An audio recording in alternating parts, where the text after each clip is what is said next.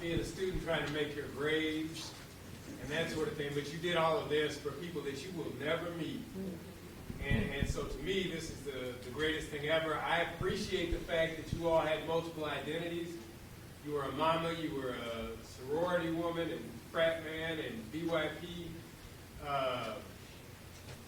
I wanted to know, what do you do now? Like, so you made it through this big trial by fire. You all are going on to your careers and everything else. I was down in St. Louis when Ferguson went up. And so I followed my students to the street. And it's traumatic. How do you move on from, because I heard some of the trauma in your voices when you were talking about it. How do you move on from the trauma and go into a life after this? So what's funny is that Chris and I talk about the trauma all the time because we hold each other accountable for how we're dealing with things and how the things that we've dealt with affect us now. I would say that it was very hard for me after I graduated to figure out where to go because this was my life. Like, I risked everything for this school. And so what I've learned is that I just have to find things that make me feel the way that I felt about this university. And if it doesn't make me feel that way, then it's not for me. I was terrified of taking the LSAT. I held it off for months, and I did it, and I pushed myself to do it. When it even came to enrolling into law school, and it took me a very long time to choose which school I wanted to go to, it's very hard because I felt that I was going to be let down by the experience because I had so much high expectations for what my experience should be at a university. So I don't know where we go. I don't know where I'm going. You know, I'm just kind of trying to take it day by day and find those things that ignite that passion in me like Chicago State did. For me, this is my sounding board for everything. This is my best friend. She kind of keeps me grounded because I'd be going off the deep end. Like, but right now, I work with kids. I work with kids right now, so especially younger kids. I see the traumas that they go through, and I'm trying to help clear that up before they get to adulthood and they become problems. You know, one of the biggest things for me is making sure that the next generation doesn't have to suffer in the way that I suffered.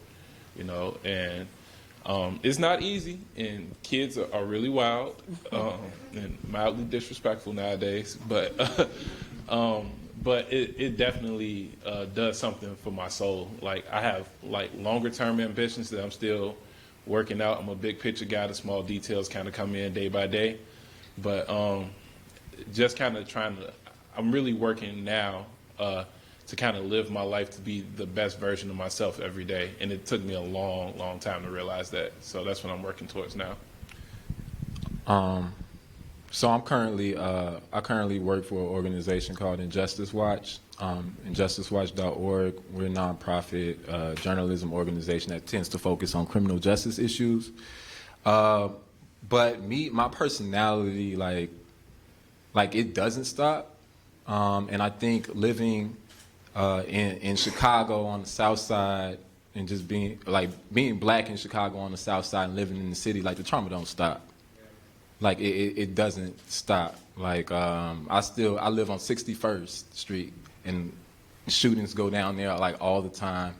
I used to be Paige May was a speaker here, and I used to do facilitation for like Asada's Daughters. They had a boys group in Washington Park, and a lot of those kids are like, or not kids, they're teens. Some of them like young men. They're impacted by like gang violence. Some of them are in gangs, and so I do a lot of work with them. How I deal with my trauma is by giving back and like being a vessel for people and being present with people.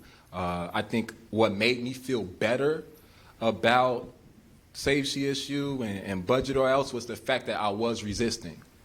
Like, I could have been like sitting down and taking it and being depressed and like, oh, I'm just gonna focus on myself and be a very individual. But me, I'm more a communal person. Like, I feed off the energy of others, being in group with others, talking about these things with others.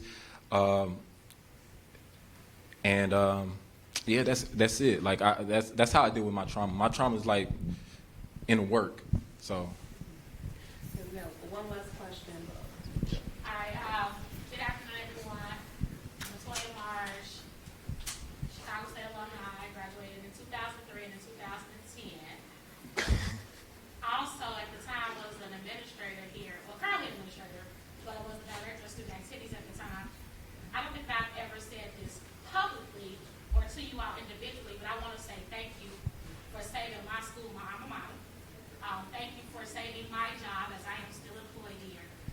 you all really, I don't know if their short panel discussion can really cover what was going on at that time.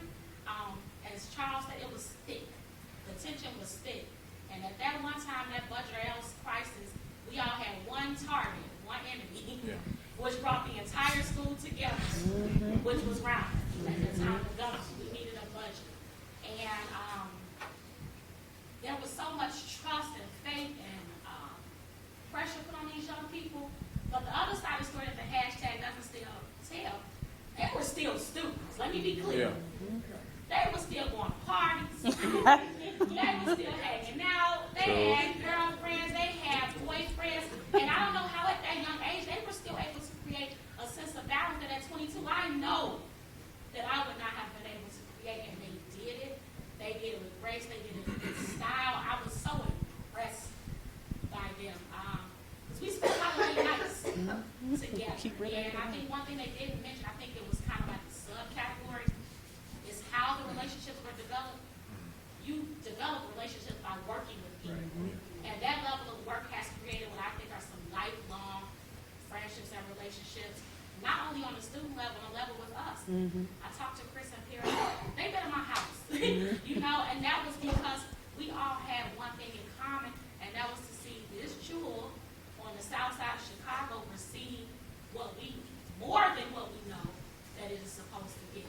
They were amazing then, and you all are amazing now. I am extremely, I really get teary-eyed when I talk about this because people really don't understand what was going on. It tested so many relationships. It tested our relationships because, like Charles said, everybody had something to say. And they had to be able to be mature enough to be able to discern how to utilize the information that they were receiving. And they did a spectacular job. I love seeing Charles. I follow him on Facebook all the time. I've watched him grow. I've watched him become happy. And I don't even know how you take that, but I watched you become happy. And I just think they are great individuals. Whatever they're going to do in the future, I will follow them to the point and back because I believe in everything they do. All right, right on, right on. Okay.